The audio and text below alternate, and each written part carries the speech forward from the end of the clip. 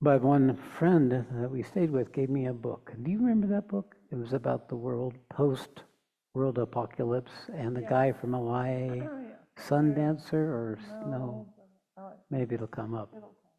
Anyway, it's a story of a lone guy birthed in Hawaii, surrounded by, it's the last remnant of civilization of any sort. And the mainland had been considered just forbidden. It's like, do not go there, ever go there. So it had been some 100 years or so. And it's the story of his quest. And he took a boat and sailed from Hawaii to here. And he shared the travails. Do you remember the name? No, so what happened? Wrote the book.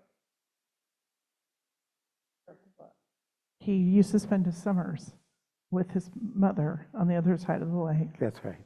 And he lived in Hawaii, and he started having dreams. And he dreamed this whole, like apocalyptic thing around Washoe Valley. And that's what he wrote the book about. Yeah. So now I'm going to have to remember the name. Yeah. Fascinating story, a great adventure. And the nature of it is that I didn't know, he never languaged where he ended up, because everything was flooded. The whole planet had flooded. And everything was flooded until he came to the foothills of Sierra Nevadas. And I didn't know it was Sierra Nevadas, but when he started describing it, it became an enchanting tale. And then he talks about coming down into this lush garden valley with two lakes, a small one and a large one. And that a part of the mountain had slid down at one point. And it was like, it just matched, like I was in the place of the garden that has yet to come, to establish a quality of what is possible for humanity that can only come after the apocalypse. Everything in this dimension is an allegory of what's already happened. Everything here is just a reflection of what's actually already in motion. It's like Krishna telling Arjuna, they have all been killed by me already. Simply show up. So there is this ability to access a knowing, of accessing what is yet to happen. And that comes from that place in us that's timeless, that knows the end at the beginning, at the middle. That part of us that calls us to places in the recognition of a possibility, past, present, or future, which is worthy of our attention, which brings us in touch with that timelessness. I didn't know that when I read that book, but so many things revealing themselves at that time. Everything was miraculous. Everything was a glorification. I had no structure, but I knew that whatever it was, I would follow to the end of my days. That there was a complete alignment. And I now have all my years of work. I've only very rarely have found people who have some degree of that natural, complete alignment of a knowing and a resolve, whatever it takes. So for me, I now know what that is, because I am that. But then I didn't know. And I thought it was me doing it, but it wasn't. It was it all along doing it.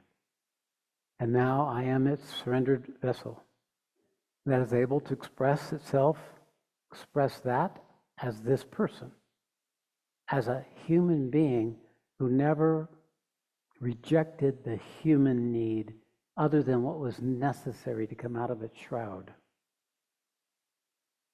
I became that.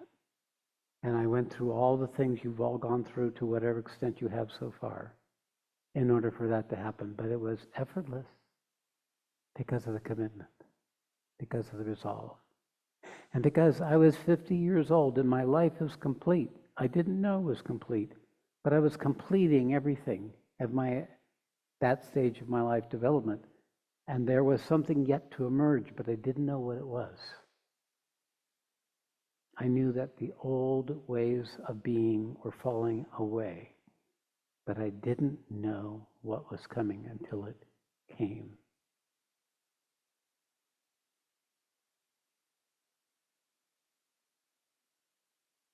It was all here. It was in this valley.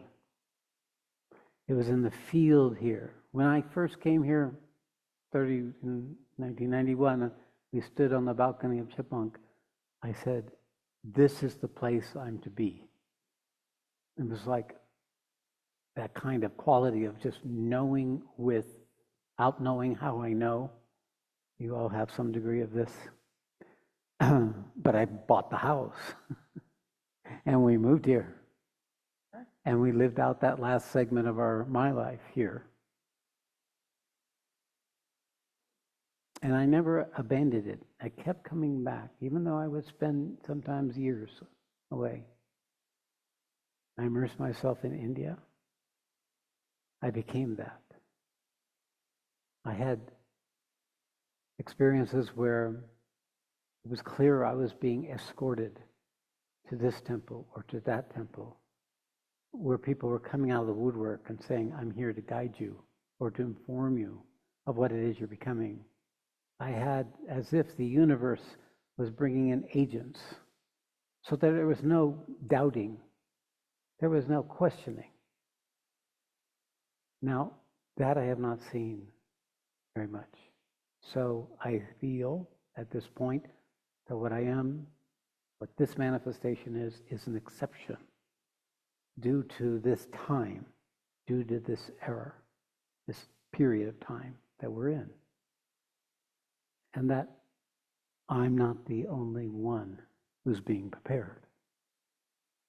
But those who are being prepared don't know yet that they're being prepared because of their life circumstances or because it's not obvious in the adaptation of our mental self. Every person who's ever had contact with me has had a transmission of the nature of what it is that is eternal. And because it's eternal, it doesn't go away. Even though it may be masked and covered, it keeps growing if you know it or not, and will show itself at some point, and then it will become irrevocable. It will take over. You will know that this is why you were born. There's nothing else more important.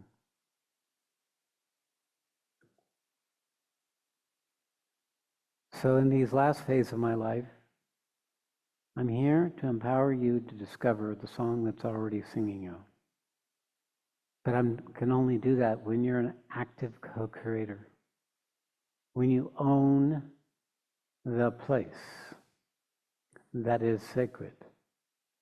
And the practice of owning the place, the one eternal pilgrimage, is engaged in the process of creating it in the outer plane for me, for each other, for the future of humanity, as a physical demonstration for humanity to cherish, to recognize.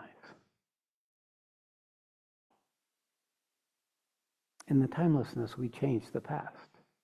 We create the future. But it's always going to come from fulfilling our dharma, our role in the manifestation of our birth.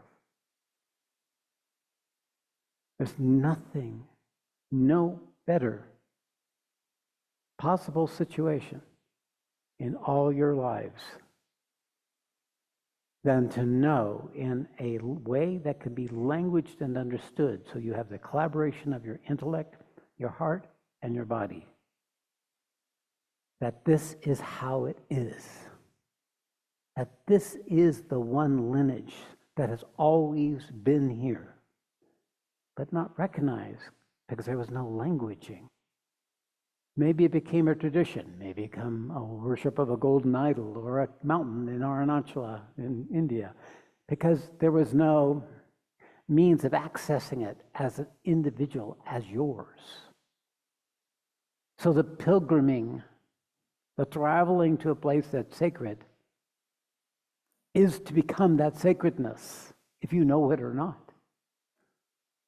It's the call to drink of those waters, to nourish it, so that at some point you know that you are the place of pilgrimage, wherever you are, that you're worthy of pilgrimage. You become the fulfilled pilgrim. You become a place, a person, a location in time and space that's worthy of pilgrimage. To know.